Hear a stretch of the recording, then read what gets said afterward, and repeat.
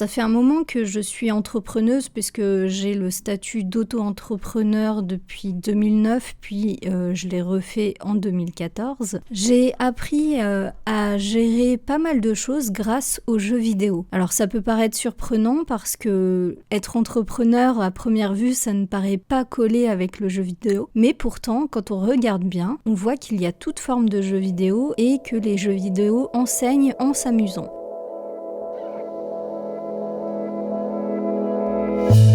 Pour ma part, j'ai fait pas mal de jeux différents. J'ai commencé par le MMORPG, donc c'est une forme de jeu multijoueur où notre personnage commence très bas, sans équipement, et à force de ses aventures, il évolue. Il évolue en récupérant des nouveaux objets, en affrontant des ennemis, en surmontant des épreuves, et au final, il devient de plus en plus riche, il acquiert de plus en plus de connaissances et de stratégie, on va dire. Et au final, il finit par devenir la personne qu'il voulait être au départ. Sauf que ce genre de jeu vidéo, évidemment, on ne finit pas vraiment le jeu. On évolue en permanence, on a toujours des échecs et on doit recommencer. Voilà. Donc ça, c'est le MMORPG. Ensuite, j'ai fait du FPS, donc du First Shooter Person, comme on dit. C'est en somme du jeu de tir. Donc ça m'a pas appris grand-chose. Pour être honnête, en tant qu'entrepreneuse, mais je sais qu'à l'époque, j'avais beaucoup plus de réflexes grâce à ça, et ça me permettait aussi d'avoir de la prise de décision rapide. Donc peut-être que cette prise de décision rapide m'a permise par la suite d'être beaucoup plus rapide dans mes prises de décision en tant qu'entrepreneur. Ensuite, je suis retournée dans une sorte de jeu style MMORPG, donc le jeu où on évolue avec son personnage, mais je l'ai fait en forme de jeu de rôle. Donc il s'avère qu'il existe des jeux vidéo où on incarne notre personnage et on fait en sorte qu'il vive, on vit à travers lui, entre guillemets. On lui donne un caractère, un nom, etc.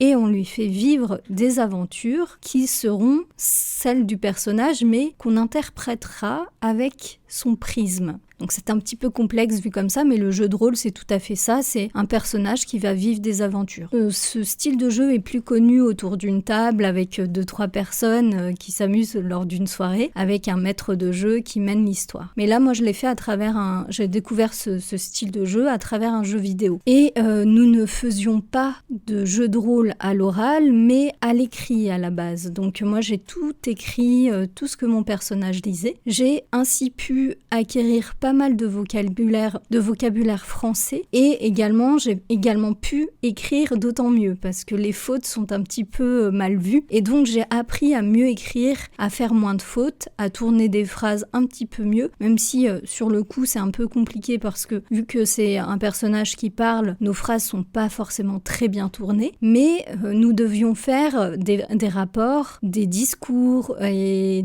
ce genre de choses où nous devions bien écrire auparavant. Et donc ça m'a permis d'apprendre à mieux rédiger. Même si à l'école, effectivement, on apprend à rédiger, là c'était sur des sujets très précis, et vu que c'était un jeu, je le faisais avec passion et avec plaisir. Ce n'était pas un travail, ce n'était pas l'école, mais c'était quelque chose d'autant plus gratifiant. À partir de là, j'ai appris effectivement à mieux rédiger, à mieux comprendre aussi certains termes et à les employer. Même si aujourd'hui, je sais que c'est quelque chose qui me manque encore, c'est du vocabulaire et effectivement peut-être une meilleure écriture. C'est pas grave, j'ai quand même appris beaucoup plus que si je n'avais rien fait pendant toutes ces années. Ensuite, j'ai joué à des jeux RPG, donc du style, pour ceux qui connaissent, Skyrim, et là, j'ai pu comprendre l'anglais un peu mieux. Parce que je l'avais en anglais, le jeu, à l'époque. Et donc, le jeu Skyrim et d'autres jeux par la suite m'ont permis d'avoir du vocabulaire anglais. Alors, je ne suis toujours pas bilingue. J'ai fait le test, je crois que je suis B1, donc c'est pas si mal. En gros, j'arrive à comprendre et à discuter, mais je peux pas faire des phrases extrêmement complexes. Mais à l'école, j'étais vraiment peu douée en anglais. J'avais vraiment des mauvaises notes. Mais grâce aux jeux vidéo, j'ai pu acquérir plus de vocabulaire, plus de compréhension écrite et orale. Ensuite, j'ai fait plein d'autres petits jeux qui m'ont permis de comprendre plus la stratégie, pouvoir anticiper certaines choses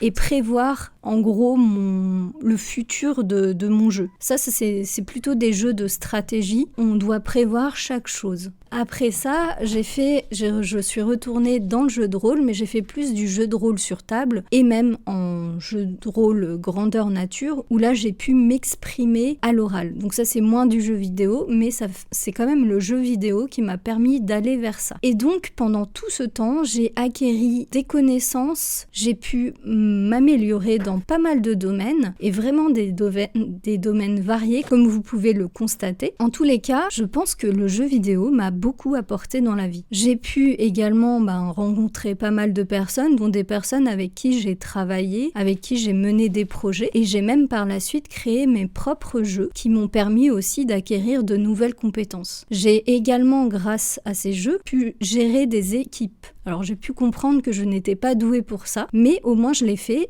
à travers le jeu, il n'y avait aucune conséquence derrière et c'était très agréable. Il y a aussi dans plein de jeux la gestion de l'argent. En fait, je réussis très bien à gérer mon argent, je suis très très rarement dans le rouge grâce au fait que j'ai appris à gérer mon argent grâce aux jeux vidéo tout simplement. Alors ça peut paraître un peu idyllique, tout ce que je vous dis, les jeux vidéo m'ont apporté énormément de choses et c'est vrai, c'est ça le pire.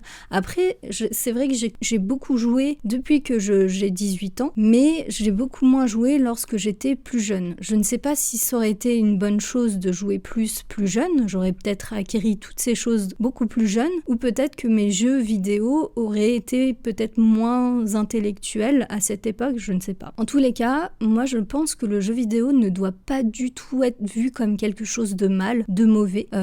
Il faut vraiment penser le jeu vidéo comme quelque chose qui va vous passionner, qui va vous mener dans d'autres univers et qui va vous ouvrir à plein d'autres choses. Et l'avantage de tout ça, c'est que vous acquérirez en même temps que vous passionnerez de tout ça, des compétences. Donc moi je trouve que c'est quand même, le deal est quand même pas mal. Effectivement, c'est des jeux, donc c'est quand même beaucoup plus ludique qu'un travail d'entrepreneur, parce que quand on est entrepreneur, effectivement, on a pas mal de moments où c'est moins agréable, mais le jeu vidéo nous permet d'apprendre des échecs. On fait des échecs, tout ne va pas droit comme on voudrait, et effectivement, il faut passer ces échecs, apprendre de ces échecs, de ces erreurs, et avancer. C'est pareil dans la vie d'entrepreneur au final. Et en fait, toutes ces compétences m'ont appris à ne pas avoir peur de l'entrepreneuriat, puisque moi, en fait, l'entrepreneuriat, je le prends vraiment comme un jeu. Alors effectivement, derrière, il y a ma vraie vie, on est d'accord, il y a des vrais clients, il y a du vrai argent derrière, il y a du vrai enjeu, mais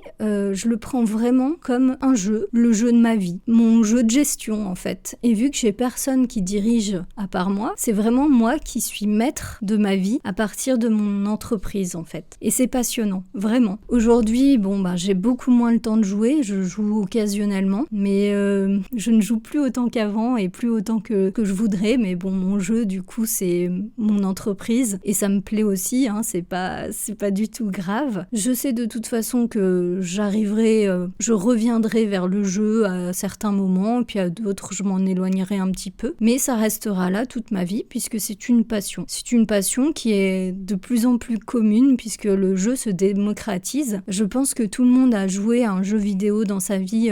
On va dire 90% des Français ont déjà joué à un jeu vidéo de leur vie et ont apprécié, puisque maintenant il y a les smartphones et tout le monde a des jeux sur leur smartphone. Après, moi je trouve que c'est un jeu vidéo un peu plus, on va dire, léger, mais quand même, je pense que vous pouvez trouver des choses intéressantes sur vos smartphones. Moi je joue très peu sur smartphone parce que je trouve que justement, ça ne rentre pas assez dans ce que je recherche dans le jeu vidéo, donc c'est pas assez en profondeur. Mais effectivement, j'apprécie quand même certains jeux pour passer le temps quand on attend à une salle d'attente par exemple. C'est parfait, on voit pas le temps passer et il y a rien de pire que d'attendre pour rien dans une salle d'attente, on est d'accord. Quoique parfois ça peut faire émerger quelques idées, parfois de s'ennuyer, mais moi j'ai la marche pour ça, mais ça je vous en parlerai dans un autre épisode.